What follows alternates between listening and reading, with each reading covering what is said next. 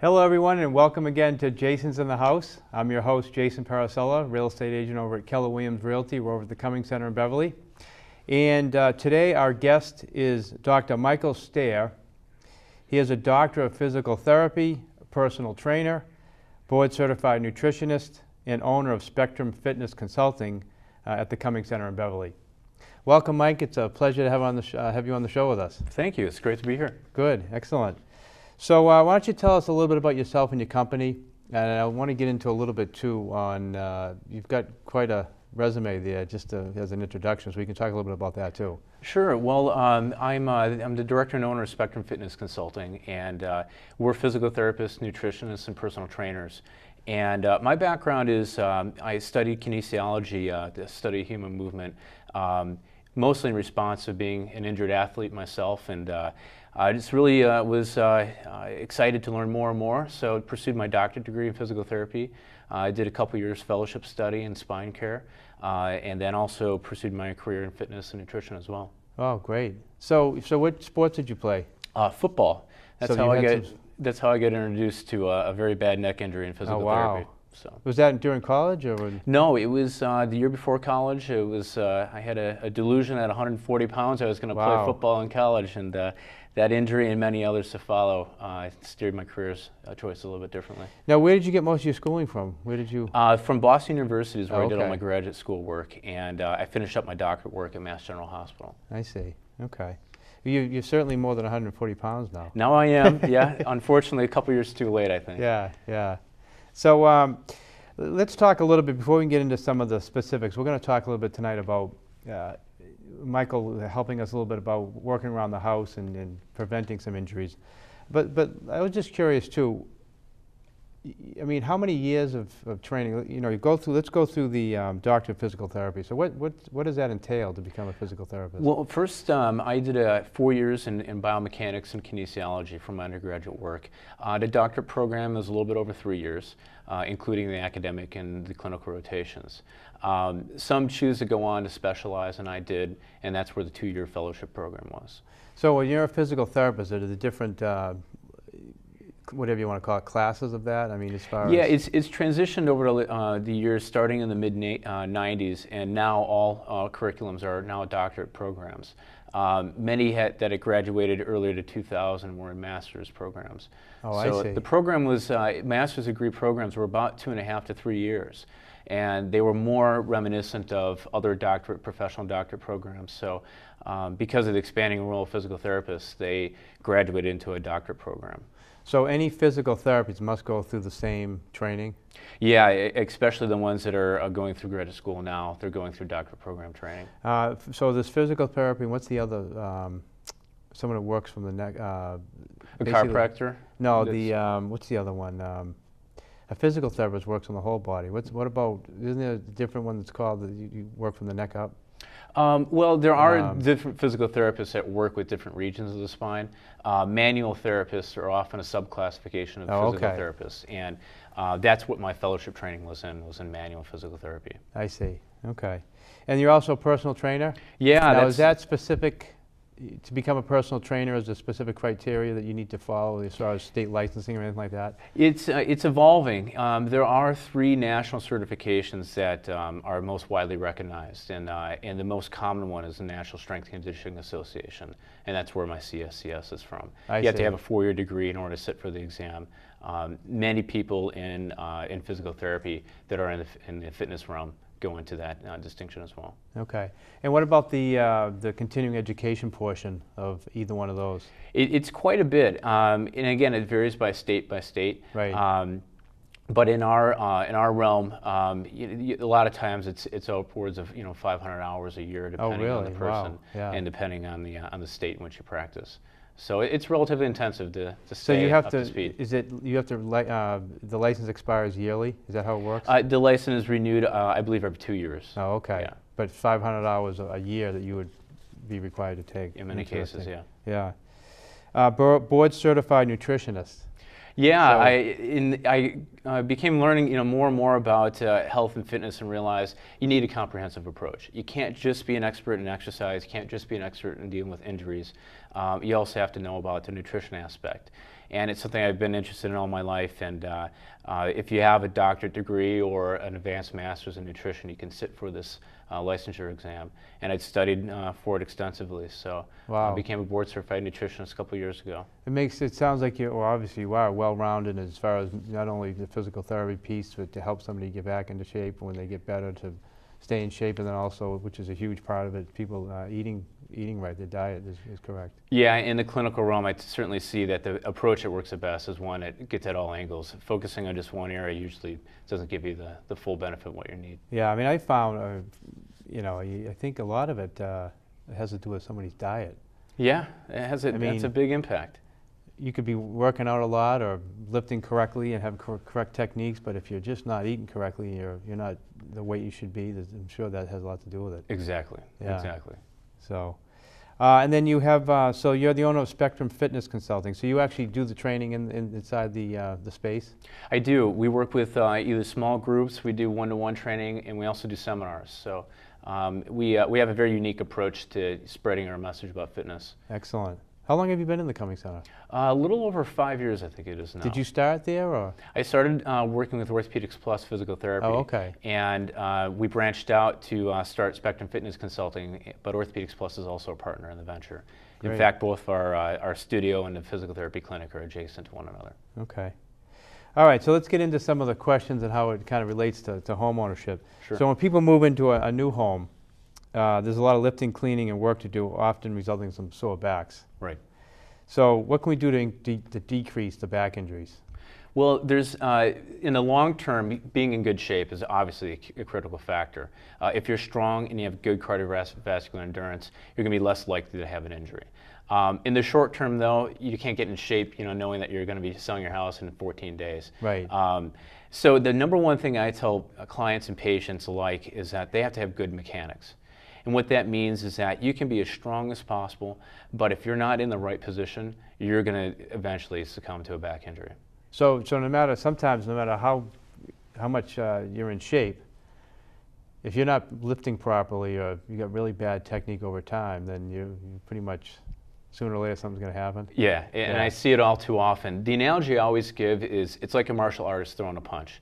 If they threw a punch like this, it doesn't matter how strong they are, they're going to break their wrist. Right. Similarly, if they do it like this, it's not going to work out so well either. Yeah. But they're in a nice, sturdy, position. They're going to make impact and be fine. It's same with your spine. If your spine is in a vulnerable position, even if you're weak, it's eventually going to go. If it's not that time, eventually down the road, it'll come back to bite you. Yeah. Now, just reminded me too, do you work with chiropractors, or is that a whole different area, or how does that work? I do. The way I look at it is that there's a lot of different approaches and a lot of different philosophies about how to fix backs. But there's really not too many dissension as to how to prevent back issues. I see. And oftentimes chiropractors, they're working with people after they've had a problem. My job in the fitness realm is to condition people so it doesn't come back again, Right. and to prevent the problem. Yeah. So I would assume a lot of people go into physical therapy and then they're also going to a chiropractor. Correct. Yeah. And there's where our realm is where we work with people even when they're done with physical therapy. Maybe their insurance allowed them to have 12 visits. They're out of pain, but they Yeah. don't want to have the problem again. And often fitness is a great way to ingrain these habits, and as well as get them strong enough and mobile enough too. Now,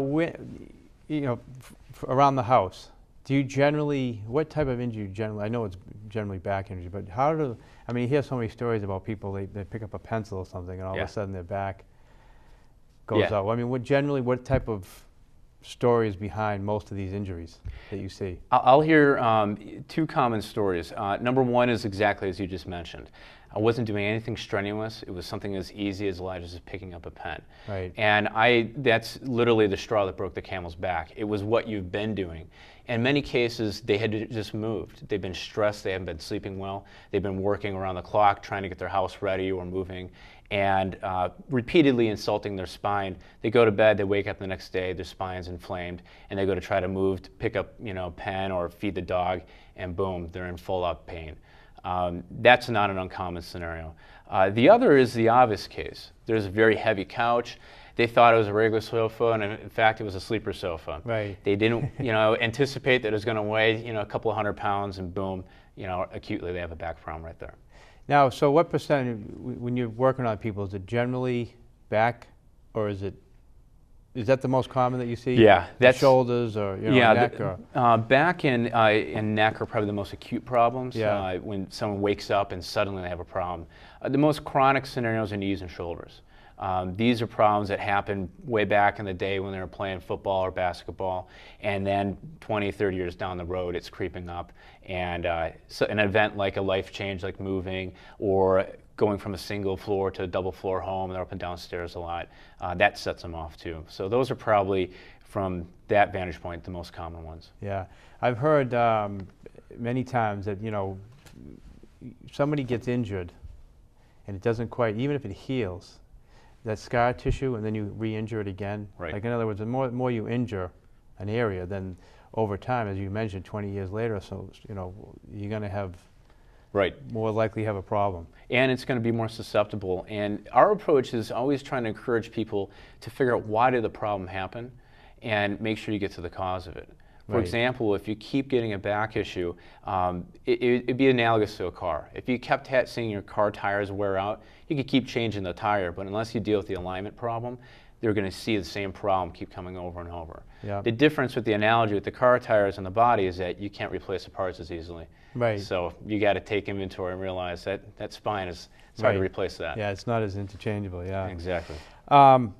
And you mentioned rest. So do you feel stress and not getting proper rest? Right. Yeah, I think there's two components to that. One, when you're not sleeping well, you're going to be more easily fatigued. Your concentration is going to be less, and you're going to be less apt to adopt better mechanics when you go to lift things or do your work. Right. So that's from more of a mechanical standpoint. The other component, though, is actually in relation to when you're doing your lifting from when you wake up. Studies have shown that your discs are more highly pressured in the first 2 hours of waking. So if someone's got a big move ahead of them and they plan on getting started at 7 o'clock, they have a history of bad backs. I tell them to get up on their feet by about 5 o'clock. Allow that pressure to equalize so their spine's not as susceptible. So interesting. So if you work out in the morning, do you generally need more time to, just in general, if someone works out in the morning, do you have to warm up longer, or is it just? Yeah, it's not only warming up longer, it's also picking your strategy. I've had a couple disc herniations in my spine, yet another reason why I got into this field. And I know that if I'm going to do a lift at 8 in the morning, I need to be up and on my feet consistently at 6. That doesn't mean driving to the gym or having a long commute. Your back is much more susceptible after periods of prolonged sitting or just prolonged activity like sleeping. Interesting. So when you say they're more pressurized, I mean what does that mean? When you sleep, your body absorbs fluid. Your discs are hydrophilic, meaning that they absorb water. You've ever heard that you're a couple millimeters taller in the morning? Well, that's why. Just like a car tire. So it like almost swells? Correct, exactly. See, yeah. Just like a car tire that's hyperinflated. That does distend some of the ligaments and makes the stability of your spine a little bit less stable as it normally is. I see. It pre-pressurizes the ligaments and the disc around the spine. Studies keep showing, though, that if you modify activities within those first couple hours of waking, you can have a huge impact in reducing future episodes of back problems. And what about the stress level of people? How does that play into it? Stress, I think the way you can make the most clear correlation with it is that it affects concentration and it affects recovery. So it might not be stress per se, but when you're stressed, you tend to be more rushed in doing things. You might not think about testing out how heavy that box is before you just rip it up. Right. You might not be as mindful about, yeah, my back's kind of bothering me, maybe it's a smart idea to shut down. When you're stressed, you tend to put that stuff to the side, and you end up thinking back. Every time I've had somebody hurt their spine, just about every time they've told me, if I would have been thinking, I probably had this warning sign a couple hours before and I should have shut down. Right. So stress tends to make you less mindful about doing those things. So when somebody bends down and they get hurt, they pick up a pen, all of a sudden their back goes out. What's generally going out on them? Is it their disc, a bone, or is it a ligament or muscle? What is it? It's almost always the disc. It's a disc. The disc is the most vulnerable component of the spine structure. Studies have shown that the stresses that we required to have damage in the muscles would far exceed what the ligaments, the disc, and even the bone can tolerate. Huh. So when you're getting it, most people minimize their back as you say, well, it's just the muscle. But the reality is that it's impossible to damage that muscle without concurrently damaging the disc and the spine. So the disc is the most vulnerable segment. It also heals the slowest. We see degeneration in spines as young as 25. Wow. So that's usually what's happening. And it's a warning sign that it's being inflamed, and that's where the pain is coming from. When it hits a nerve. It can hit a nerve either by bulging and pressing into it, or the inflammation can irritate a nerve. That's why you see an MRI and they say, oh, the MRI was clear, but they still have nerve signs. Right. It might be because there's actual inflammation that's irritating the nerve, and that's why you're getting those signs. So we try to explain it to people so they don't minimize it and then just stretch out and work through it. We end up seeing very frustrated backs when that happens. Yeah, interesting. So you mentioned proper lifting techniques. Can you describe, and why don't you, maybe we can go through some demonstration to kind of describe it, what you mean by proper lifting techniques, because that seems to be the way you can prevent a lot of this. It really is, and I'll do a demonstration perhaps lifting up this box here, and that might give you an idea. The whole concept is neutral spine. You want to keep your back from bending. It's stronger when it's in its neutral position. It's natural position too. Correct, right. Exactly. Not bent and not hyperextended. So I'll give you a demonstration with this box. Another thing to be aware of is see if we make sure we get you, okay. Sure. Yeah, when you go to lift something, the higher up you can make it, the easier it is to lift. So if you take something like this and pull it so it's on its edge, you have a lot more height to deal with now. And from here you get very close to the box, and my spine is in a perfectly neutral position. Keep it close to you, and you pull it so it stays against your body. The biggest mistake we see is people going with a flat box trying to get underneath it, and right here you're in a very vulnerable position. Can see, yeah. So instead, if you use your hips and your legs, you keep it really close to your body and lift from here, you're far less likely to injure your back. So the key there is to get it up as high as you can to start with. Correct. And it looks like you really used your legs too. Exactly, and that's so actually having it so the further away something is, the more likely you're going to get injured. It's back to physics perhaps in high school, if you remember. The distance the object is away from the rotation point, the more torque there is. So that box, if it weighed 100 pounds, if I moved it just a few inches in front of me, it could multiply the amount of force that my spine is experiencing. Wow. Moving it a few inches closer can make a huge difference in how much force my spine is experiencing. So if you have to get underneath that box, I mean, you're still going to use the same technique to, almost do like a squat? Correct. Yeah, and a lot of people forget that another component of this is not only having good endurance and good strength, but it's having good mobility. Your ankles, your hips, your knees, and that's why we make exercises like squats or lunges, for example, part of somebody's fitness routine, because it enables them to get down lower to spare their spine, and instead divert the stress to much stronger joints like their hips. Right. Okay. Did you want to demonstrate any other techniques as far as, or anything else that? Yeah, one thing real quick, moving this box out of the way. If you're ever wondering how to know if you're bending in the right position or not, probably the simplest way is to take something like a broomstick or even a cane, put it behind your body so that it's touching your tailbone, the mid-back, and your head, and then come down. If those points all remain in contact with the stick, then you know your back is in neutral position. If they deviate from it, then you know you have some significant strength or mobility limitations to work on, and that could be a good clue as to whether you need to address those things. Interesting. So, having said what you said, that includes not only whatever the weight of the box is, but it's picking up that pen. Yeah, it's the same technique. So if it's a pen or a 25-pound box. I got another technique if you don't mind me show you. Sure, for the absolutely. pen Whatever thing. you need to show us. Probably one of the best things, it can get exhausting, to bend down frequently to pick up little things like that. You don't need to be as strong in terms of your hips in order to lift it. A simple thing you can do is come down like the golfers do. This is how they pick up things off the ground. My back doesn't bend here, but my hips and my ankle does. That's how the golfers pick up the ball from the ground. Actually, you think that they were just doing that. That's probably, so they're trained to do it They're that way? trained to do that. They all have therapists that work with them, that travel with them, and a big thing that hurts golfers is back issues from repetitive bending and the twisting. Is it more from the bending or the twisting when they? Pick your poison. Both are vulnerable things. But ironically, when they're moving and they're bending, they actually get a lot of coil from their hips. So their spine is really only bending a few degrees. Each segment of the spine can only bend about 4 degrees before it becomes vulnerable enough to cause damage. And if you have 6 or 5 different vertebrae there, you're only looking at about 20 degrees of rotation. So a lot of that comes from the hips. So it's really more it's really more of a hip motion. Exactly. Yeah, twisting, yeah. So it's really mostly about the repetitive bending, putting the ball on the ground, picking the ball up. The driving range is a perfect example of that. Yeah. So we teach our clients that aren't golfers, we teach them around the house, if you want to pick something up, that's a great way to do that. Hold on to the counter instead of the putter, right. And bend that way. That also requires some mobility, but that's something that you can gain with some time and working on it. So the key is to have your hand on something or holding on to something and then bending down, because it seemed like if you can lose your balance pretty quick. Yeah, unless you're a yoga instructor or right. a ballet dancer, or perhaps one of our clients maybe, right. It's quite difficult to get down like that yeah. Easily. But it's amazing how people can learn over time to be able to do that comfortably. Now I've seen at the gym, and I actually used to do these myself. You put the you put the stick, you put the bar across like this, and right. you do those twists. Right.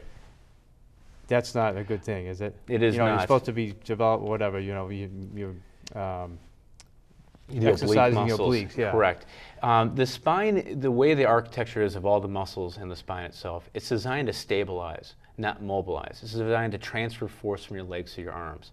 So, first problem by twisting is that you're doing a vulnerable motion, number one. Number two, you're really not working those muscles that much, because those muscles aren't working against gravity. You're just simply twisting. It'd be just like twisting your hand this way versus using a weighted dumbbell. So even to stretch out, it's not a good idea. To be Correct. twisting. Most people have already plenty of mobility at their spine. They'd be far better off stretching out their hips, which is where they want to get that rotation from anyways. And what about if people do like side bends and stuff like that? For your obliques, because I heard too that the stomach, the stronger your midsection is, right, the more you're going to be able to stabilize your spine. For the most part, that is absolutely correct. The key though is isometric strength, keeping it strong in its stable position, not allowing it to go to its weak position. I see. Just like that analogy with the boxer, we wouldn't want him to get strong and throw a punch like this. Doesn't matter how strong he is. We would want to teach him to keep that wrist in a neutral position. Same thing with the spine. You can strengthen those muscles very, very well by doing various lifting or even plank type of maneuvers, but twisting and bending are not good ideas. Even bend to the side? Correct. Really? So if you're doing side bends at the gym, then... Let me give you an example instead. Let's say you're doing lunges and you held onto a weight on just one side. That weight would want to pull you over, but you're using these muscles to keep you upright. Right. That's an example of an isometric core strengthening, and you're also getting some good leg exercises at the same time. So although it doesn't look like you're bending, it's all that work to keep you from bending over is really more meaningful. So what did you say, on a lunge? A lunge with a weight in just one arm. Oh, weight on one arm. Okay, because yeah. I noticed people have done like the one-armed. Right. But you're saying do a lunge with one. Correct. That would be a perfect example. You're getting two birds with one stone, plus it's more safe on your spine. Yeah. So when do you do these types of things when people come in for physical therapy? Yes, we do. Sometimes when we're seeing them in physical therapy, they're too painful to embark on those aggressive motions at that point. Our goal is to get them out of pain as quickly as possible. When it's a fitness and long-term mobility thing, that's when they transition to the fitness training, when we know it's going to take months, if not longer, to get at those qualities, and we teach them how to do that. What's the percentage of people getting an operation and not getting an operation? I mean, any sense, generally, when you talking about the discs, right, bulging, ruptured discs, what are most people doing? The therapy or the combination with operation? Or? Well, fortunately, more surgeons are looking at the research and realizing that really only about maybe at most a third of the population that has disc herniations does well with spine surgery. Really, it should be looked at as a salvage procedure when all else has failed. Even if surgery is done, you have to look at what caused it, what strength imbalances, what mobility imbalances, what behavioral things caused it. If you don't address those first, the surgery, even if it's appropriate, isn't going to be as successful. Because especially with the back surgery, I would imagine, not only it can be dangerous. I tell people, it's almost like so you're saying it's a last resort, not a first resort. That's the way it should be. Yeah. Unfortunately, there are many people that that push towards the what they think to be is a quick fix. Can you just fix this disc? What they're finding is back pain is far more complex than just isolating one specific region and fixing that up. So if somebody asked you, you would say to them, hold off as long as you can without having the surgery. Right, yeah. And almost every surgeon I've worked with would agree with that. There's exceptions to that. If you're having extreme neurological symptoms that are progressing at a rapid rate, that would be an exception. That would be an emergency procedure. Okay. What about cleaning, scrubbing floors? It's you know, really things like that. a similar I mean, concept. Yeah, When cleaning is actually, you're in a like scrubbing a floor, you're actually in a good position, usually in your hands and knees position. The problem where what most people have is when they're scrubbing something, they're reaching far beyond their base of support. I try to tell all of our patients and clients is that make sure that you're working within your base support. So if you're on all fours, scrub within that square that your hands and your legs make. The further you reach out, the more vulnerable your back gets. Make sure you just move your body as you're scrubbing, not just your arm. I see. Okay. That reminded me too, like if you're on your hands and knees, I mean, what is that doing to your knees? Do people wear knee pads? Yeah, that's, if you have some sensitive knees from, I know I've been on my hands and knees and your knees start. Right, You're right. in the garden or something like that, you're outside. Well, that brings up another key point on this, which is not only mechanics, but interrupting your posture. There is no one posture that's ideal when you're lifting things and you're cleaning things. The problem is that we tend to get our mind occupied by getting the job done. 20, 30 minutes becomes an hour and a half. So the best solution to that is interrupt activity as frequently as you can, even if it means you just get up for 5 or 10 seconds. Yeah, like if you're in the same spot for a long time. Right. Yeah. Very few bodies are meant to be in that position for a while. We have a few minutes left. That went by very quickly. What are some examples of things people can do to get in better shape? Well, the first thing I would teach people is learn how to find neutral spine. That example I gave with the stick, that'd be one of the first things you learn. Learn how to do motions that you're going to have to do in real life. How to squat, how to lunge, how to push, and how to pull. And make sure you pay a lot of attention to where your back position is. The second thing I would teach people is work on your mobility. Make sure your ankles, your hips can move very well. The quality of motion is more important than how much you can lift. So you want to be stretching and things like that. Correct, and stretching the right areas. Most people don't need to stretch their backs; they need to stretch their hips and their ankles. That's the most common areas that we see are very, very tight. And obviously we're not going to be able to touch a lot on this, but very quickly, all of a sudden, people are doing things right, but they do get that injury. What's the first thing they should do? Well, one of the first things they should do is make sure they take pressure off of it. 9 times out of 10, it's a disc problem. Laying down, put your feet up like on an ottoman, laying on a flat surface, not too squishy like a couch, more like a floor or a firm bed, and take pressure off of it. Don't do the no pain, no gain. Don't stretch it. Let it calm down. What about the icing it? Icing is not a bad idea as well.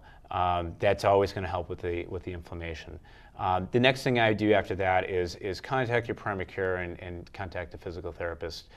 Get to this issue. Even if it goes away in 1 to 2 or 3 days, it's obviously a signal that more is to come. 90% of one-time back injuries reoccur.